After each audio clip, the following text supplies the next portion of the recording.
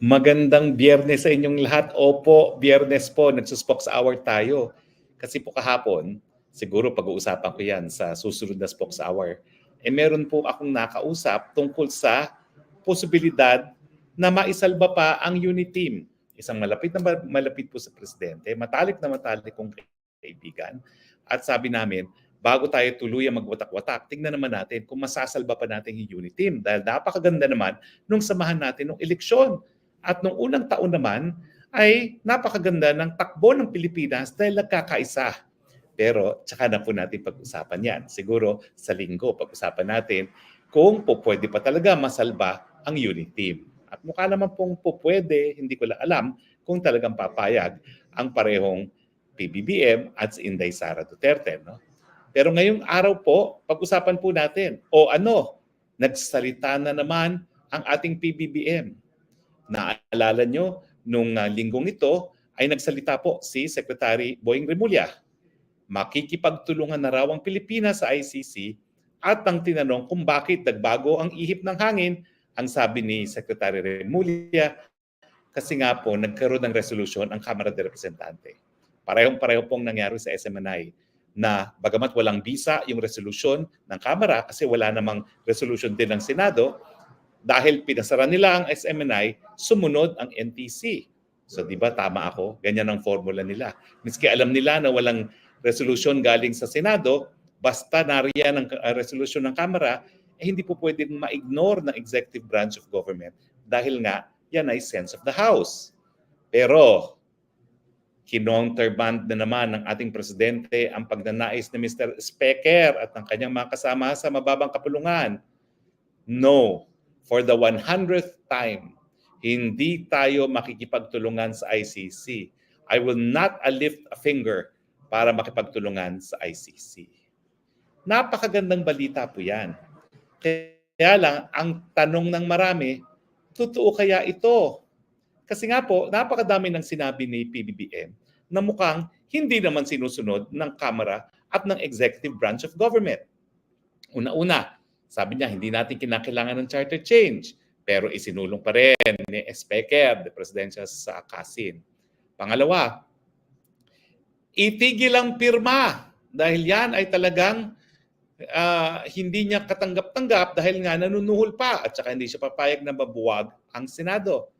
Sinuway ni Mr. Specker, bagamat sa harap ni Presidente nagkaroon na ng kasunduan na mangunguna na rito ang Senado. Pero alam niyo ba meron na naman akong itim na uwak na nagsabi, nako, sang katotohanan daw, isang-ayon talaga ang presidente dyan sa pirma na yan. Hindi ko po alam ang katotohanan, pero tsaka po natin pag-usapan yan dahil meron po talaga akong nakuhang impormasyon tungkol dyan. Ngayon naman, bagamat sinabi na ni presidente hindi siya makipagtulungan, bakit kasi nagsalita ang Secretary of Justice na makipagtulungan siya? Sino na naman ang masusunod? Mr. Specker o Mr. President? Well, obvious po ang mga pangyayari ngayon. Mukhang hindi po talaga tayo sigurado kung sino ang masusunod. Hindi na po tayo sigurado kung sino may control sa ating bansa. Sa katunayan po, sa ating sistema ng gobyerno, ang presidente ang pinakamakapangyarihan sa executive branch of government, bagamat sa lehislatibo na co-equal branch of government niya, talagang namumuno niyan ay si Speaker at saka si Senate President.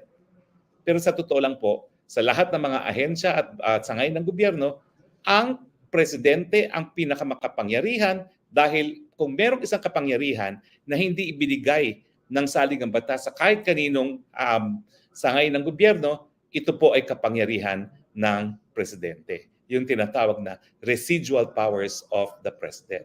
Pero ang problema po, bagamat ang presidente nga ang pinakamakapangyarihan dahil meron siyang residual powers, bagamat ang teorya ay co-equal branches of government, pagdating sa pagpapatupad ng batas, pagdating doon sa pagtutulungan para nga magkaroon ng jurisdiksyon ang isang dayuhang hukuman, ehekutibo talaga ang gagalaw dyan. Pero bakit nga ang ibang mga ehekutibo, bagamat walang bisa ang resolusyon ng Kamara, mukhang sumusunod sa Kamara? So kung kayo po ang dating presidente Digong at si BP Sara na po pwedeng ma-issuehan ng warrant of arrest at kinakailangan ng pagtutulungan ng gobyerno sa pag-aaresto sa kanila, ano pong mararamdaman nyo sa sinabi ni Presidente sa kabila ng katotohanan na hindi naman nasusunod of late ang mga nagsasabi ng Presidente? Tapatan po. Talagang naging matindi po ang tensyon sa panig ng Duterte at ng Marcos dahil nga po dito sa issue ng ICC. Nabalita ko na po sa inyo na talagang nagkaroon po ng pagbabago ng ihip ng hangin. Ang impormasyon ko po, si Presidente mismo, yung sinabi niya na pag-aaralan ng pagbabalik sa ICC kasi nga may nagmarites sa kanya na nagdi-destop daw si Presidente, dating Presidente Duterte. Ang aking panindigan, hindi po totoo yan. Bakit naman susuporta ang dating Presidente Duterte sa destop na magiging dahilan na mawala rin naman dato ang sarili niyang anak na si Vice President Sara Duterte? At ang sabi nga niya, pag nagkaroon ng destabilization at pumasok ang military, gagawin lang nilang palamuti ang Vice President kung siya ang gagawing symbolic head of government. Kaya ang sabi niya, sasabihin niya pag mangyari yan si VP Sara, huwag kang tatanggap dahil gagawin ka lang puppet ng militar. Pero alam niyo pong nakakabahala, kapag patuloy ang ginagawa ni Speaker na pagsuway sa Presidente, mas naniniwala ang taong bayan na hindi kontrolado ng Presidente ang gobyerno. Hindi ko alam kung bakit.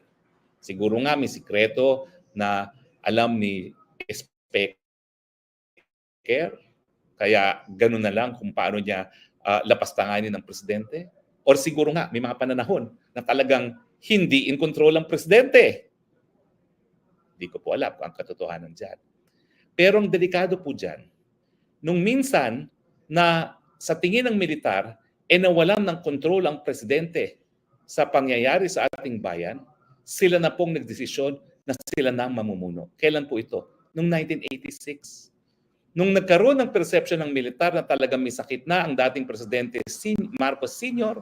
at hindi na niya kontrolado ang military at ang kanyang gobyerno, kanya-kanya na, nag-alsa po sila. Bumitiw po sila sa chain of command at pinaligiran sila ng taong bayan. Ngayon po, ginugudikta natin yon as people power. People power po ang tawag natin, pero sa katotohanan, kudita po yun. Militar ang nagsabi, ayaw na namin dahil hindi na kontrolado ni Marcos Sr. ang gobyerno. Diyan po ako natatakot.